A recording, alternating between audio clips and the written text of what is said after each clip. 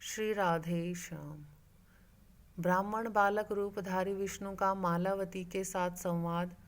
ब्राह्मण के पूछने पर मालावती का अपने दुख और इच्छा को व्यक्त करना तथा ब्राह्मण का कर्म फल के विवेचन पूर्वक विभिन्न देवताओं की आराधना से प्राप्त होने वाले फल का वर्णन करना, श्री कृष्ण एवं उनके भजन की महिमा बताना। सौती कहते हैं, मुने क्षण भर वहाँ खड़े रहकर परम मंगलदायक ब्रह्मा और शिव आदि देवता मालावती के निकट गए। देवताओं को आया देख पतिव्रता मालावती ने अपने प्राण वल्लभ को उनके समीप रखकर उन सबको प्रणाम किया। तत्पश्चात वह फूट फूट कर रोने लगी। इसी बीच में वहाँ उस देव समाज के भीतर कोई ब्राह्मण बालक आया। उसकी आकृति बड़ी मनोहर थी। दंड छत्र श्वेत वस्त्र और उज्जवल तिलक धारण किए तथा हाथ में एक बड़ी सी पुस्तक लिए वह ब्राह्मण कुमार अपने तेज से प्रज्वलित सा हो रहा था। उसके संपूर्ण अंग चंदन से चर्चित थे। वह परम शांत जान पड़ता था और मंद मंद मुस्कुरा रहा था। विष्णु की माया से विस्मित हुए देवताओं की अनुमति ले वह वहीं देव सभा के मध्य भाग में बैठ गया और तारामंडल के बीच प्रकाशित होने वाले चंद्रमा की भांति शोभा पाने लगा। वह ब्राह्मण बालक समस्त देवताओं तथा मालावती से इस प्रकार बोला। ब्राह्मण ने कहा, यहाँ ब्रह्मा और शिव आदि संपूर्ण देवता किस लिए पधारे हैं? जगत की सृष्टि करने वाले साक्षात विधाता यहाँ किस कार्य से आए हैं? समस्त ब्रह्मांडों का संहार करने वाले स्वयं सर्वव्यापी शंभु भी यहाँ विराजे हैं। इसका क्या कारण है? तीनों लोकों के समस्त कर्मों के साक्षी धर्म भी यहाँ उपस्थित है। यह महान आश्चर्य है। सूर्य, चंद्रमा, अग्नि, काल, मृत्यु, कन्या तथा यम आदि का समागम ही यहाँ किस लिए संभव हुआ है? हे मालावती, तुम्हारी गोद में अत्यंत सूखा हुआ शव कौन है? जीती जागती स्त्री के पास मरा हुआ पुरुष क्यों है? उस सभा में देवताओं तथा मालावती से ऐसा प्रश्न करके वे ब्राह्मण देवता जब चुप हो गए, तब मालावती उन विद्वान ब्राह्मण को प्रणाम करके यूं बोली। मालावती ने कहा, ब्राह्मण रूपधारी भगवान विष्णु को प्रसन्नता पूर्वक प्रणाम करती हूँ, जिनके दिए हुए जल और पुष्प मात्र से संपूर्ण देवता तथा श्रीहरि भी संतुष्ट होते हैं। प्रभु, मैं शोक से आतुर हूँ। आप मेरे इस निवेदन पर ध्यान दीजिए, क्योंकि योग्य और अयोग्य पर भी कृपा करने वाले संत महात्माओं का अनुग्रह सदा सब पर समान रूप से प्रकट होता है। विप्रवर, मैं उपब्रहण की पत्नी तथा चित्ररथ की कन्या हूँ। मुझे सब लोग मालावती कहते हैं। मैंने लक्ष दिव्य वर्षों तक अपने इन स्वामी के साथ प्रत्येक सुरमय तथा मनोहर स्थान पर स्वच्छंद क्रीड़ा की है। द्विजेंद्र, आप विद्वान हैं। साध्वी युवतियों को अपने प्रियतम के प्रति जितना स्नेह होता है, वह सब आपको शास्त्र के अनुसार विदित है। मेरे पति ने अकस्मात ब्रह्मा जी का शाप प्राप्त होने से अपने प्राणों को त्याग दिया है। अतः मैं देवताओं से यह उद्देश्य रखकर विलाप करती हूँ कि मेरे पति जीवित हो जाएं। पृथ्वी पर सब लोग अपने अपने कार्य की सिद्धि के लिए व्यग्र रहते हैं। वे लाभ हानि को नहीं जानते, केवल स्वार्थ साधन में तत्पर रहते हैं। सुख दुख, भय, शोक, संताप, ऐश्वर्य, परमानंद, जन्म, मृत्यु और मोक्ष, ये सब मनुष्यों को अपने कर्म एवं प्रयत्न के अनुसार प्राप्त होते हैं। देवता सबके जनक हैं। वे ही कर्मों का फल देते हैं। साथ ही वे लीला पूर्वक कर्म रूपी वृक्षों का मूलोच्छेद करने में भी समर्थ होते हैं। देवता से बढ़कर कोई बंधु नहीं है। देवता से बढ़कर कोई बलवान नहीं है। देवता से बढ़कर दयालु और दाता भी दूसरा कोई नहीं है। मैं समस्त देवताओं से याचना करती हूँ कि वे मुझे प्रतिदान दे। यही मुझे अभीष्ट है।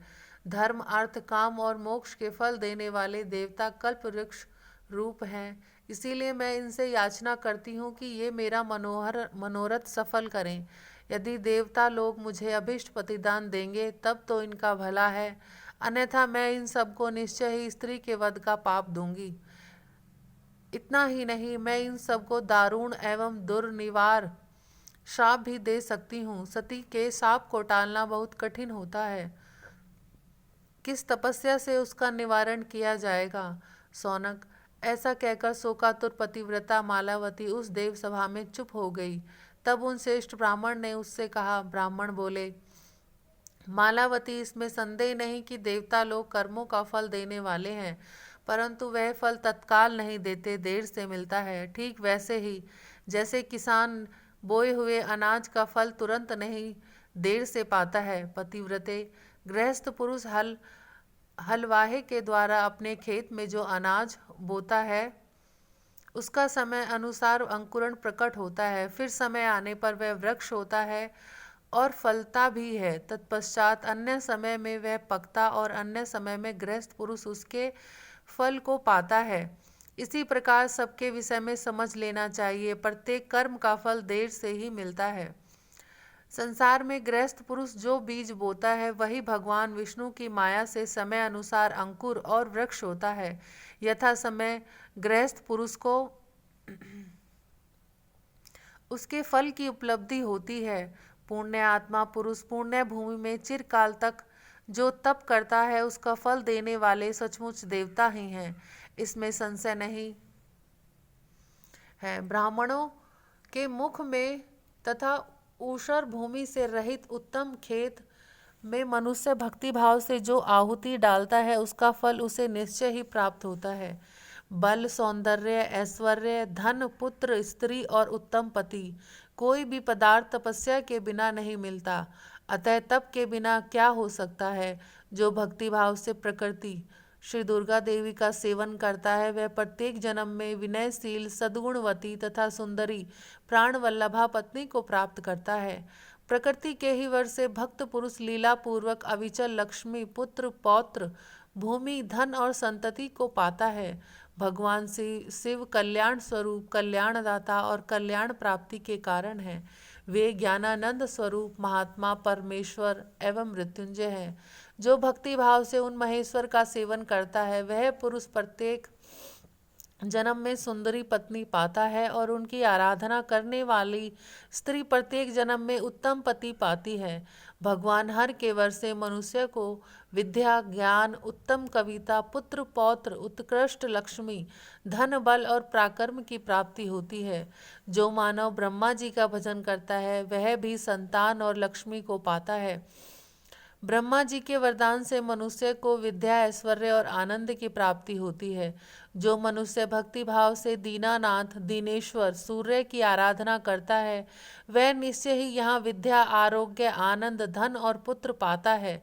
जो सबसे प्रथम पूजने योग्य सर्वेश्वर सनातन देवादिदेव गणेश जी की भक्ति भाव से पूजा करता है उसके जन्म जन्म में समस्त विघ्नों का नाश होता है। वह सोते जागते हर समय परम आनंद का अनुभव करता है। गणेश जी के वरदान से उसके ऐश्वर्य, पुत्र, पौत्र, धन, प्रजा, ज्ञान, विद्या और उत्तम कवित्व की प्राप्ति होती है। जो देवताओं के स्वामी लक्ष्मीपति भगवान विष्णु का भजन करता है वह यदि वर पाने का इच्छुक हो तो उसे वह संपूर्ण वर प्राप्त हो जाता है, अन्यथा अवश्य ही उसे मोक्ष की प्राप्ति होती है। शांत स्वरूप जगत पालक श्री विष्णु की सेवा करके सचमुच ही मनुष्य समस्त तप, संपूर्ण धर्म तथा परम उत्तम यश एवं कीर्ति को प्राप्त कर लेता है। जो मूढ़ सर्वेश्वर विष्णु का सेवन करके उसके बदले में कोई वर लेना चाहता है उसे विधाता ने ठग लिया और विष्णु की माया ने मोह में डाल दिया। नारायण की माया सब कुछ करने में समर्थ, सबकी कारणभूता और परमेश्वरी है। वह जिस पर कृपा करती हैं उसे विष्णु मंत्र देती हैं। जो धर्मात्मा मनुष्य धर्म का भजन करता है वह निश्चय ही संपूर्ण धर्म का फल पाता है और इही लोक में सुख भोग कर परलोक में विष्णु के परम पद को प्राप्त कर लेता है। जो मनुष्य जिस देवता की भक्ति भाव से आराधना करता है वह पहले उसी को पाता है, फिर समय अनुसार उस देवता के साथ ही वह उत्तम विष्णु धाम में चला जाता है। भगवान श्री कृष्ण प्रकृति से परे तथा तीनों गुणों से अतीत निर्गुण हैं। ब्रह्मा, विष्णु और शिव आदि के सेव्य, उनके आदि कारण, परात्पर, अविनाशी, पर ब्रह्म एवं सनातन भगवान है। साकार निराकार ज्योति स्वरूप स्वेच्छामय सर्वव्यापी सर्वाधार सर्वेश्वर परमानंद में ईश्वर निर्लिप्त तथा साक्षी रूप हैं। वे भक्तों पर अनुग्रह करने के लिए ही दिव्य विग्रह धारण करते हैं। जो उनकी आराधना करता है वह सचमुच ही जीवन मुक्त है। वह बुद्धिमान पुरुष कोई वर नहीं ग्रहण करता। सालोक्य आदि चारों प्रकारों की मुक्तियों को भी वह तुच्छ समझने लगता है। ब्रह्मत्व अमृतव और मोक्ष भी उसके लिए तुच्छ सा हो जाता है। ऐश्वर्य को वह मिट्टी के ढेले के समान नश्वर मानता है। इंद्रत्व मनुत्व और चिरंजीत्व को भी पानी के बुलबुले के समान क्षणभंगुर समझ कर अत्यंत तुच्छ गिनने लगता है। सोते जागते हर समय श्री कृष्ण की सेवा ही चाहता है। उनकी दासता के सिवा दूसरा कोई पद नहीं मानता। श्री कृष्ण के चरणार विंदों में निरंतर एवं अविचल भक्ति पाकर वह पूर्ण काम हो जाता है। श्री कृष्ण भक्त उन परिपूर्णतम ब्रह्म का सेवन करके सदा सुस्थिर रहता है। वह अपने कुल की करोड़ों, नाना के कुल की सैकड़ों तथा स्वसर के कुल की सैकड़ों पूर्व पीढ़ियों का लीला पूर्वक उद्धार करके दास दासी माता और पत्नी का तथा पुत्र के बाद की भी सैकड़ों पीढ़ियों का उद्धार कर देता है। स्वयं निश्चय ही गोलोक में जाता है। मनुष्य तभी तक कामासक्त होकर गर्भ में निवास करता है, तभी तक यम यातना भोगता है, और गृहस्थ पुरुष तभी तक भोगों की इच्छा रखता है जब तक कि श्री कृष्ण का सेवन नहीं करता। यमराज उस भक्त के कर्म संबंधी लेख को तत्काल भय के मारे दूर कर देता है। ब्रह्मा जी पहले से ही उसके स्वागत के लिए मधु पर्क आदि तैयार करके रखते हैं और सोचते हैं कि अहो, वह मेरे लोक को लांग कर इसी मार्ग से यात्रा करेगा। कोटि शत कल्पों को भी उसका वहां से निष्कासन नहीं होगा। जैसे सर्प गरुड़ को देखते ही भाग जाते हैं, उसी तरह करोड़ों जन्मों के किए हुए पाप भी श्री कृष्ण भक्त से भयभीत हो उसे छोड़कर पलायन कर जाते हैं। श्री कृष्ण भक्त मानव शरीर को छोड़ने के बाद निर्भय हो जाता है, गोलोक में जाता है। वहां जाने पर दिव्य शरीर धारण करके सदा श्री कृष्ण की सेवा करता है। श्री कृष्ण जब तक गोलोक में निवास करते हैं तब तक भक्त पुरुष निरंतर वहां उनकी सेवा में रहता है। श्री कृष्ण का दास ब्रह्मा की नश्वर आयु को एक निमेष भर का मानता है। श्री राधे श्याम।